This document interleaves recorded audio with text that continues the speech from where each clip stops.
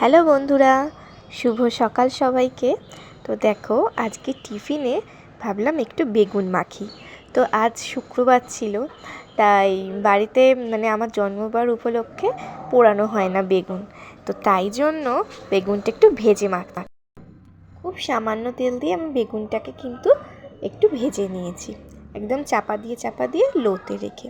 তারপরে তো দেখলেই তোমরা, টমেটো আর রসুনটাও আমি একটু অল্প তেলে ভেজে নিলাম। এইবার দেখো, এখানে ধনেপাতা, কাঁচা লঙ্কা কুচি, পেঁয়াজ কুচি, টমেটো ভাজা, রসুন ভাজা আর বেগুন সমস্ত কিছুকে একসাথে ভালো করে এইভাবে খুন্তি দিয়ে মেখে নিচ্ছি। তো যেহেতু খুব গরম ছিল, তো আমি হাত দিয়ে তখন মাখতে পারিনি, তো তাই জন্যই এভাবে মেখে নিচ্ছি। তো দেখো, যতটা পারবে ভালো করে সমস্ত কিছু মিশিয়ে নেবে। এবার দেখো, আমার মাখাটা প্রায় হয়েই গেছে। তো এই সময় তোমরা কিন্তু একটু নুনটা বুঝে শুনে দেবে, কারণ বেগুনেও নুন ছিল, আর আমি যখন টমেটো আর রসুন ভেজেছিলাম তখনও একটু নুন দিয়েছিলাম। তো বলো কেমন লাগছে। আর দেখো, আমি এখানে নিয়েছি